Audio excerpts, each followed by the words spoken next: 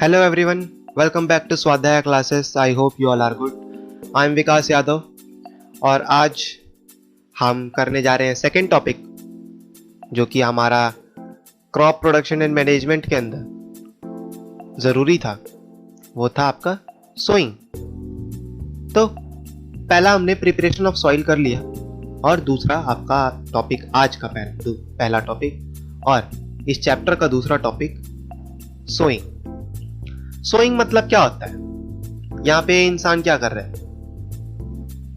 आप कहेंगे कुछ फैला रहा है, कुछ डाल रहा है खेतों में. ये बीज बो रहा है. क्या कर रहा है? बीज बो रहा है. सोइंग. अब पहले डेफिनेशन पढ़ लेते हैं सोइंग की. What is sowing? Sowing is an important part of crop production. Before sowing, good quality, clean and healthy seeds of a good variety are selected. Farmers prefer to use seeds which give high yield. अब देखिए sowing. अब जाहिर सी बात है भाई, हम बीज बोएंगे नहीं तो फसल मिलेगी कहां से? So it is an important process. Okay? तो what is so? अब बीज बोने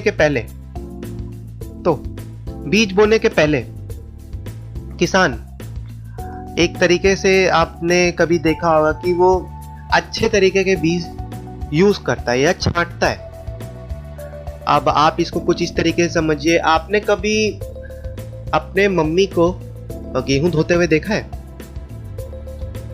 अगर हाँ तो कमेंट सेक्शन में बताइएगा कि आपने कभी मम्मी की हेल्प करी है गेहूं धोने में.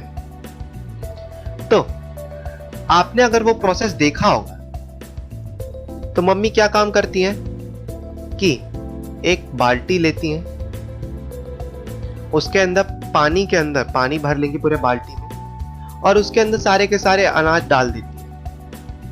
जो आपका गेहूं होता है वो पूरा भर के डाल देती है. अब क्या काम होता है इसमें?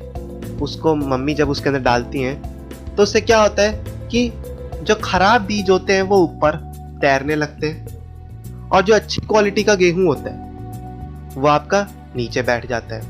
मम्मी क्या काम करती है कि भाई ऊपर से हाथ से या किसी कपड़े की मदद से या छन्नी की मदद से वो खराब गेहूं के दानों को छान के अलग कर देती हैं, छिलके भी अलग कर देती हैं और अच्छे जो गेहूं होते हैं उनको पानी से निकाल के सुखा के छान के धूप में सुखा देती हैं. ऐसे किसान भी करता है. किसान क्या काम करता है? ऐसे ही बीजों को चुनता है. सिलेक्शन ऑफ सीड आपकी एनसीईआरटी बुक के अंदर एक आप लोगों का एक्टिविटी है जिसके अंदर उसने बताया कि किसान कैसे ये सेलेक्ट करता है बीजों को. सेम प्रोसेस जो मैंने आपको बताया एग्जांपल देके, जैसे हम लोग घर में गेहूं धोते हैं तो खराब गेहूं के दाने जो होते हैं वो पानी के ऊपर तैरने लगते हैं जब हम पानी के अंदर डालते हैं और अच्छी क्वालिटी का गेहूं होता है वो जमीन पे बैठ जाता है. अब खराब और अच्छा का क्या मतलब होता है? खराब तो क्या खराब और अच्छा तो क्या अच्छा? देखिए, खराब का मतलब यहाँ पे है कि जैसे कि मान लो कुछ दाने खोखले निकल आते हैं. कुछ दाने खोखले, जैसे मान लो उनको कीड़े खा गए, ठीक है, घुन लग जाते हैं गेहूं में, या और कोई फसल है आपकी तो उसमें उसके कीड़े लग गए तो अनाज को खा लेते हैं, उसको खोखला कर देते हैं. ठीक है, तो वो सड़े हुए दाने जो सड़ जाते हैं वो भी आपका पानी के ऊपर तैरने लगते हैं और जो आपका अच्छी क्वालिटी का दाना होगा, अच्छी क्वालिटी का बीज होगा, वो भारी रहेगा और दानेदार रहेगा, मोटा रहेगा. ठीक है, तो वो वजनदार भी रहता है. तो जब वो पानी में जाता है भारी पने की वजह से वो जमीन पे बैठ जाता है, पानी के अंदर उसके सतह पे बैठ जाता है. और जो आपका सड़े हुए बीज या फिर खराब या खोखले वो हल्के होने की वजह से पानी के ऊपर तैरने लगते हैं जिससे कि हम उनको अलग कर लेते हैं. तो ऐसा नहीं होता कि किसान किसी भी तरीके का बीज बो दे रहा है. उसके पहले भी देखो वो कितनी मेहनत करता है, वो अच्छी क्वालिटी के बीज चुनता है. ओके, सो अब बीज उसने चुन लिए. अब बारी आती है बीज बोने की. तो पहले तो देखो क्या एक तरीका होता है आपका ऐसा, जो ये आदमी कर रहा है, बीज को बस निकाल रहा है और ऐसे फैला दे रहा है, यूं ही छींट दे रहा है जमीन पे। लेकिन पहले हम सारा प्रोसेस पढ़ लेते हैं। तो दूसरा मेथड है हमारा ट्रेडिशनल मेथड। ट्रेडिशनल मतलब जिसके अंदर इंसान खुद मेहनत करता है। वो क्या काम करता है, खेत जोतते समय ये आपका देखिए हल है और हल के पीछे इसने एक पाइप लगा रखी है। पाइप के ऊपर एक कुप्पी है, एक फनल है। उस फनल के अंदर ये दूसरा आदमी बीज डाल रहा है और जैसे जैसे ये खेत जोतते रहेंगे वैसे वैसे इस फनल के अंदर जो बीज है वो बारी बारी इस जोताई के साथ साथ बीज आपके खेत के अंदर डलते भी रहेंगे। तो ये तो था हमारा ट्रेडिशनल मेथड। और आजकल का मॉडर्न मेथड जो है वो है आपका सीड ड्रिल। अब देखिए यहाँ पे मशीन भी है आपकी। सीड ड्रिल के अंदर क्या होता है, देखो ये एक ट्रैक्टर का कल्टीवेटर ब्लू कलर का जो आप देख रहे होगे, इसके ऊपर ये थोड़ा सा और इंतजाम कर दिया है, जिसके अंदर यहाँ पे आपका ये कंटेनर है जिसके अंदर आपके बीज डाले जाते हैं और वो बीज यहाँ पाइप के थ्रू, ये कल्टीवेटर का जो यहाँ पे हुक होता है, इन हुक के पीछे पाइप लगा रहता है और जब खेत आपका ट्रैक्टर चलता है, वो खेत जोतना चालू करता है, तो देखिए यहाँ पे ये आपका एक व्हील है। ये व्हील आपका रोटेट करता है। जब ट्रैक्टर चलता है तो ये व्हील रोटेट करेगा। व्हील रोटेट करेगा तो ये बेल्ट लगी है यहाँ पे। इस बेल्ट की मदद से अंदर का आपका मैकेनिज्म चलता है, जिससे कि एक एक करके आपके सीड बराबर डिस्टेंस पे, इक्वल डिस्टेंस पे और इक्वल टाइम पे गिरते हैं। इससे काम और आसान हो जाता है भाई। इससे ये रहता है कि बीज आपका एक ही बार में एक ही बीज गिरेगा और इक्वल डिस्टेंस पे गिरेगा। इससे क्या रहता है, एक फसल मतलब जो हमने फसल बोई है उसके पौधों के बीच में डिस्टेंस यानी दूरियां बराबर रहती है। इससे क्या रहता है, पौधा को एक अच्छा जगह मिलता है, एक अच्छा कंडीशन मिलता है अपने आप को ग्रो करने का, अपने आप की जड़ें फैलाने का। ये कल्टीवेटर का देखिए दूसरा डिजाइन है। बहुत तरीके के कल्टीवेटर्स होते हैं और इनमें मैनिपुलेशन करके इनको सीड ड्रिल बनाया जाता है। तो बहुत ही टाइप्स होते हैं मार्केट के अंदर। आजकल इनोवेशन बहुत ज्यादा हो रहा है, बहुत ही अच्छा हो रहा है, जो कि अच्छी बात है, होना चाहिए। किसानों का काम आसान होना चाहिए। अब बात आ जाती है, एक क्वेश्चन उठता है हमारे मन में कि हमने 3 तरीके देखे कि एक तो फेंक देना ऐसे ही, दूसरा ट्रेडिशनल मेथड जिसके अंदर ये फनल से लेके डाल रहा है, तीसरा सीड। अब आप एक बात बताना मुझे कमेंट सेक्शन में, मुझे को ये आंसर का जवाब देना। ये मान लीजिए ये खेत है, 3 जगह ले रहा हूं, 3 कंडीशंस ले रहा हूं मैं। किसान ने यहाँ पे क्या काम करा, पहले केस के अंदर, फर्स्ट केस के अंदर, कि सारे के सारे बीज को ना गड्ढा करके एक ही जगह भर दिया। गड्ढा करके उसने सारे बीजों को एक ही जगह भर दिया। दूसरी कंडीशन है कि उसने क्या काम करा कि ऐसे बस हाथों से छींट दिया, कुछ इंतजाम नहीं, बस ऐसे हाथों से छींट दिया। आप अभी इसका आंसर करेंगे कमेंट बॉक्स में। और तीसरे कंडीशन में क्या काम करा उसने, तीसरे कंडीशन में नाप तौल के जमीन के अंदर बराबर डिस्टेंस करके उसने एक एक बीज बोया। अब आप इसका आंसर फटाफट दे दीजिएगा कमेंट में कि इसके अंदर से सबसे अच्छा कंडीशन, अब सबसे अच्छा जो फसल उगेगी वो कौन से कंडीशन में उगेगी, फर्स्ट, सेकंड या थर्ड। वीडियो पॉज करके कमेंट सेक्शन में लिखिए इसका आंसर, फर्स्ट, सेकंड या थर्ड। और अब मैं बताने जा रहा हूं। देखिए इसका आंसर होगा थर्ड। आप कहोगे वो कैसे, बीज तो यहां भी डले हैं, यहां भी डले हैं, यहां भी डले हैं। लेकिन इन तीनों में फर्क क्या है, क्योंकि फर्क बहुत बड़ा है। उसने एक ही जगह पे सारे के सारे बीज भर दिए, ये यहां पे फसल उगेगी तो नो डाउट। लेकिन आप खुद सोचिए, यहां पे एक पौधा उगेगा, वो अपनी जड़ फैलाएगा, वो अपनी जड़ फैलाने की कोशिश करेगा, वहीं पे दूसरा बीज भी है, वो उग नहीं पाएगा। तो जिस पौधे का जो पौधा उगेगा वो क्या दूसरे को जड़ फैलने देगा? बिल्कुल नहीं। अब इसके अंदर सारे के सारा हौच पौच हो गया भाई, यहीं पे उग रहा है, यहीं पे सभी की सभी जड़ें हैं, कोई अच्छा उग पाएगा, कोई अच्छा नहीं उग पाएगा, कोई आपका पौधा दाना देगा, कोई पौधा दाना नहीं देगा, कोई पौधा पैदा होते ही मर जाएगा। तो भाई ये तरीका तो हो गया फेल। सेकंड तरीके में क्या काम करा किसान ने? बस ऐसे ही छींट दिया, गया और ऐसे करके हाथों से करके ऐसे छींट दिया। अब उसमें क्या होगा कि दाने गिरेंगे तो जमीन पे, पौधे उगेंगे भी, बट यहां पे घाटा ये रहेगा कि आपने देखा होगा कि जब आप छत पे गेहूं फैलाते हैं तो चिड़िया आके चुगने लगती है, कबूतर भी आके चुगने लगते हैं। तो सेम कंडीशन यहां भी होगी भाई, कुछ दाने जमीन के ऊपर रहेंगे, कुछ जमीन के नीचे चले जाएंगे, और कुछ ज्यादा ही जमीन के नीचे चले जाएंगे, वो उग नहीं पाएंगे, मिट्टी का दबाव पाके दब जाएंगे। ओके भाई, कुछ तो चिड़िया ने उग लिया, कुछ उगे भी तो उनकी जड़ें अच्छी चलो हुई, लेकिन कुछ उग नहीं पाए, उतना अच्छा ग्रोथ नहीं मिल पाया। अभी भी वही कंडीशन है कि यहाँ पे तो कुछ पौधे उग नहीं पाएंगे, कुछ उगेंगे तो उनकी जड़ें नहीं फैल पाएंगी, और कुछ की जड़ें फैलेंगी तो दूसरे पौधों को अपनी जड़ फैलाने नहीं देंगे। तो ये हिस्सा, ये आपका तरीका भी फ्लॉप हो गया।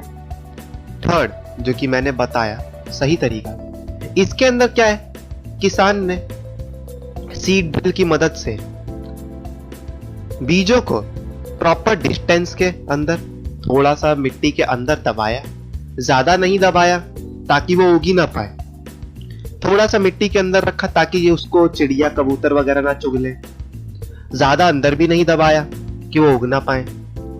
और उसने क्या काम करा, हर बीज के बीच में प्रॉपर डिस्टेंस मेंटेन करा। इससे क्या होगा, जब पौधा उगेगा उसकी जड़ें अच्छे से फैलेंगे और दूसरे बीज को वो परेशान नहीं करेगा जड़ फैलाने में। ओके, तो अब आप समझ गए होंगे कि कौन सा तरीका अच्छा है। थर्ड, समझ में आई मेरी बात? अब आ जाते हैं हमारे थर्ड प्रोसेस पे। Third process, adding for manure and fertiliser. The substances which are added to the soil in the form of nutrients for the healthy growth of plants are called manure and fertilizer. देखिए, जो चीजें हम मिट्टी के अंदर अपने फसल के अंदर डालते हैं प्लांट्स की ग्रोथ बढ़ाने के लिए और उनको और ज्यादा न्यूट्रिएंट्स प्रोवाइड करने के लिए, उसको कहा जाता है आपका मैन्योर या फिर फर्टिलाइजर्स। ठीक है, खाद जो हम डालते हैं खेतों में, वो चीजें। तो बेसिकली जैसे कि मैंने बताया खाद, तो आपका यहां पे वर्ड यूज किया गया है मैन्योर एंड फर्टिलाइजर्स। तो मैं यहां पे बोल रहा हूं खाद, और यहां पे वर्ड्स लिखे हैं दो, मैन्योर और फर्टिलाइजर्स। इन दोनों में फर्क क्या है?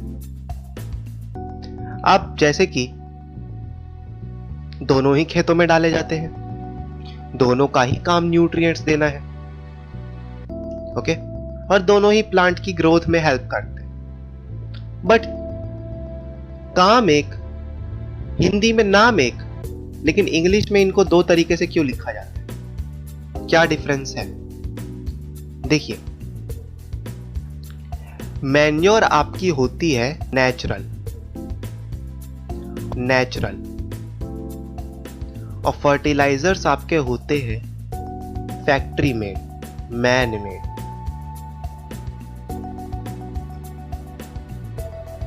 अभी आप लोग को नहीं समझ आया, मैं आपको समझाता हूं। लाइक देखिए, आपने देखा होगा किसानों को खेतों में गाय का गोबर डालते हैं, वो काफी समय तक गाय का गोबर इकट्ठा करते हैं, और जब खेती का समय आता है, नए बीज बोने का समय आता है, तो वो उसी गोबर का इस्तेमाल करके उसी गोबर का इस्तेमाल करते हैं और उसको खेतों में डालते हैं। तो वहां पे क्या उस किसान ने गोबर खुद बनाया? Answer is no. वहां पे उस किसान ने नेचर का इस्तेमाल किया। नेचुरल जो प्रकृति ने उसको दिया है, लाइक गाय ने जो गोबर करा नेचुरल है, या फिर ये ह्यूमन वेस्ट। ठीक है, काव डंग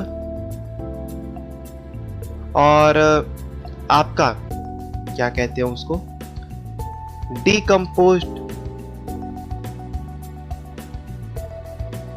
मटेरियल,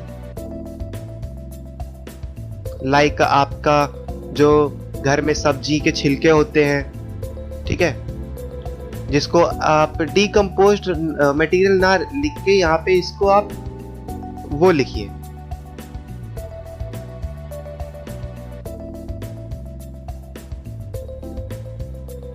इसको किचन वेस्ट लिखिए, किचन वेस्ट।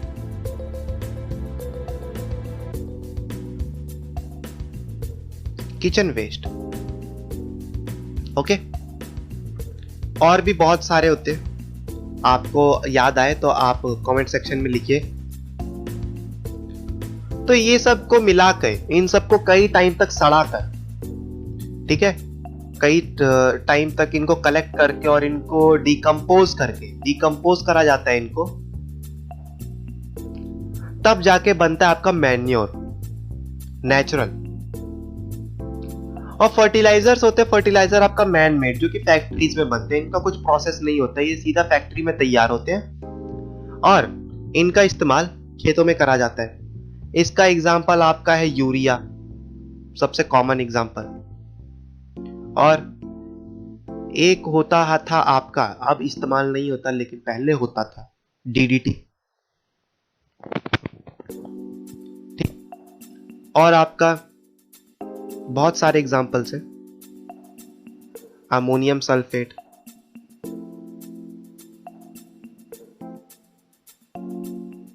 जिंक, फास्फोरस, ये सब कुछ एलिमेंट्स हैं जो कि आपको सॉइल की जरूरत होती है, सॉइल के अंदर इनका होना बहुत जरूरी है, ओके। तो ऐसे बहुत सारे कंपोनेंट्स होते हैं जो सॉइल के अंदर होना जरूरी है। तो ये फर्क होता है आपका मैन्योर और फर्टिलाइजर्स में। मैन्योर नेचुरल होती है और फर्टिलाइजर्स मैन मेड होते हैं। देखिए यहां पे फर्टिलाइजर्स और मैन्योर का यहाँ पे डिफरेंस भी दिए रखा है, और आप इसको नोट डाउन करिएगा, इस टेबल को अपनी कॉपी में आप इनको नोट डाउन करिएगा। और आगे हम देखते हैं। देखिए पहला आपका तरीका है कि आप लोग जो किसान लोग हैं, मेरा मतलब कि वो मैन्योर्स और फर्टिलाइजर्स का यूज करते रहें। और दूसरा तरीका ये होता है कि वो क्रॉप को रोटेट करते रहें। अब ये एक नया टर्म आया है, क्रॉप रोटेशन। ये क्या है, इसको कुछ इस तरीके से समझिए। मान लीजिए आपके घर में, ये थोड़ा लिंक नहीं करेगा एग्जाम्पल, बट आप कंडीशन आप इसको समझ सकते हैं, आप रिलेट कर सकते हैं, ठीक है। तो आप मान लीजिए आपके घर में रोज एक ही तरह का खाना बन रहा है, सुबह शाम रोज पूरे हफ्ते एक ही खाना बन रहा है। क्या आप उससे बोर होंगे? ऑफ कोर्स बोर होंगे आप उस खाने से, ठीक है। लेकिन हम अलग अलग खाना क्यों बनाते हैं, वैरायटीज क्यों? ताकि हमारा टेस्ट बदलता रहे, हमको न्यूट्रिएंट्स अलग अलग तरीके के मिलते रहे। भाई मान लो अगर रोज मेरे घर में दाल चावल बन रहा है, सुबह शाम दोपहर तीनों टाइम दाल चावल, पूरे हफ्ते दाल चावल, पूरे महीने दाल चावल, तो क्या वो दाल चावल, पहली बात तो मैं बोर हो जाऊंगा। दूसरी बात कि क्या केवल दाल चावल में ही सारे न्यूट्रिएंट्स मिल पाएंगे मेरे को? Answer is no. मेरे को उसके अंदर सारे न्यूट्रिएंट्स नहीं मिलेंगे। तो क्यों कहा जाता है कि भाई ब्रेकफास्ट, डिनर और लंच के अंदर तीनों टाइम हमारा थोड़ा सा खाना डिफरेंट होना चाहिए, या उस खाने के अंदर कुछ और आइटम्स ज्यादा कम होने चाहिए, या कुछ डिफरेंट आइटम्स होने चाहिए, कुछ न्यू ऐड होना चाहिए? क्यों कहा जाता है? वो इसलिए कहा जाता है ताकि हमारे न्यूट्रिएंट्स के अंदर चेंज आए। Different different types of nutrients जाएंगे हमारे बॉडी के अंदर, तो different different types of body हमारी वर्क करेगी। सेम कंडीशन खेत के साथ है, खेती के साथ भी है भाई। अब आप एक ही तरह की फसल उगाए जा रहे हैं खेत में। अब वो फसल ने उस सारे के सारे न्यूट्रिएंट्स को खींच लिया जो उसको चाहिए थे, बाकी बचे न्यूट्रिएंट्स रह गए उसमें। मान लीजिए आपने फसल लगाई गेहूं की, ठीक है। अब गेहूं को जो न्यूट्रिएंट्स मिट्टी से चाहिए थे वो उसने सारे के सारे ले लिए, और जो उसको नहीं चाहिए तो वो मिट्टी के अंदर रह गए। अब यहीं पे मान लो मैंने सीजन बदला, मैंने फसल बदली और लगा दिया मैंने चावल। अब चावल को डिफरेंट टाइप ऑफ न्यूट्रिएंट चाहिए, अब उसने वो न्यूट्रिएंट्स ले लिए। अब क्या पता जो गेहूं ने जो न्यूट्रिएंट्स लिए वही न्यूट्रिएंट्स अगर चावल वाले को चाहिए थे, तो क्या चावल को न्यूट्रिएंट्स मिल पाएंगे? इतने टाइम तक मैं अगर गेहूं उगा रहा था और उसके बाद मैं चावल उगाऊं, तो क्या वो न्यूट्रिएंट्स मिल पाएंगे अचानक से? Answer is no. ठीक है, तो यहां पे बात यह आ जाती है कि हमको क्रॉप रोटेट करनी चाहिए। साल के अंदर 5 सीजन्स होते हैं, तो आपने देखा होगा कि एक ही खेत पे किसान कई तरीके की फसल उगाता है भाई। उसी खेत पे वो गेहूं उगाता है, उसी खेत पे गन्ना उगाता है, उसी खेत पे वो दाल वगैरह भी उगाता है, छोटी मोटी सब्जियां उगाता है। फिर सीजन बदलता है तो चावल उगाता है। तो वो यहां पे वो क्या काम कर रहा है? क्रॉप रोटेट कर रहा है, फसल को बदल रहा है। और जब वो एक फसल से दूसरी फसल बदलता है, उस टाइम पे सॉइल अपनी एनर्जी को रिप्लेनिश करती है, जो उसके न्यूट्रिएंट्स होते हैं उनको रिस्टोर करती है, ताकि नेक्स्ट लगने वाली फसल को भरपूर न्यूट्रिएंट्स मिल सके। मेरी बात आई समझ में? तो जैसे कि यहां पे एग्जांपल दिया गया है कि earlier farmers in northern India used to grow legumes as fodder in one season and wheat in the next season. This helped in replenishment of the soil with the nitrogen. Farmers are being encouraged to adopt this practice. अब इसका क्या मतलब है? देखिए, पहले के समय में भी नहीं, आज के समय में भी ये आपका तरीका यूज होता है कि किसान क्या काम करते थे, एक सीजन में उन्होंने कोई फसल उगाई और उसके बाद वो क्रॉप रोटेशन के रूल फॉलो करते हुए जैसे ही उस फसल की कटाई करी, उसके ऊपर दूसरे टाइप की यानी दाल लगा दी,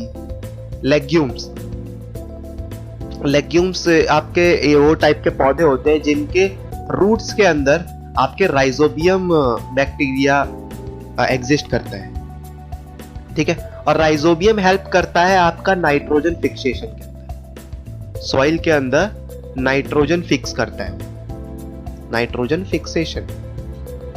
वो नाइट्रोजन के लेवल को वापस से उसके लेवल को इंक्रीज करता है।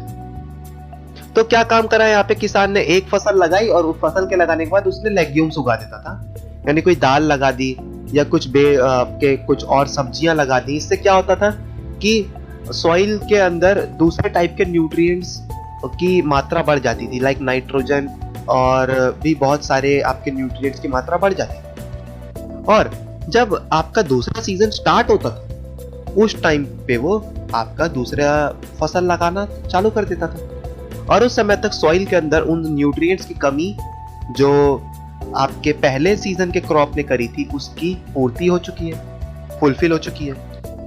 ओके, वो सॉइल तब तक रिप्लेनिश हो चुकी है। तो केवल मैन्योर और फर्टिलाइजर ऐड करना ही नहीं, आपका क्रॉप रोटेशन से भी सॉइल के न्यूट्रिएंट्स वापस आते हैं। अब देखिए क्वेश्चन उठता है कि हमारा सॉइल, आपका मैन्योर के कुछ एडवांटेजेस होते हैं, और मैन्योर के एडवांटेजेस है तो आपका फर्टिलाइजर के डिसएडवांटेजेस भी होंगे, जाहिर सी बात है।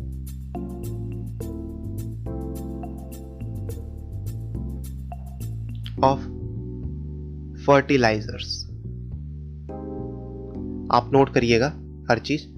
देखिए मैन्योर के एडवांटेजेस आप यहां पे नोट्स बनाइए। इसके एडवांटेजेस क्या है कि ये सॉइल की वाटर होल्डिंग कैपेसिटी को बढ़ाता है, ये सॉइल को और ज्यादा पोरस और गैस का एक्सचेंज करने में हेल्प करता है, ये माइक्रोब्स के नंबर्स को बढ़ाता है। माइक्रोब से यहाँ पे वो बैक्टीरियाज या वायरस या फंगस टाइप के होते हैं, ये वो माइक्रो ऑर्गेनिजम्स होते हैं जो कि हेल्पफुल होते हैं सॉइल की नरिशमेंट करने में, सॉइल की न्यूट्रिएंट्स बढ़ाने में और सॉइल को नरिश करने में हेल्प करते हैं। और मैन्योर क्या काम करता है, सॉइल के टेक्सचर को भी आपका और अच्छा बनाता है।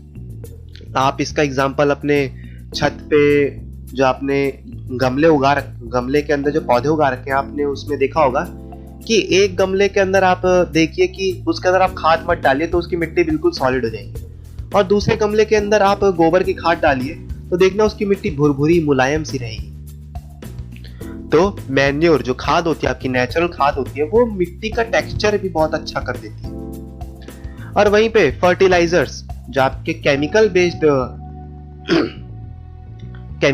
होते हैं, उनके एडवांटेजेस उनके भी होते हैं, लेकिन एडवांटेजेस से ज्यादा उनके डिसएडवांटेजेस है।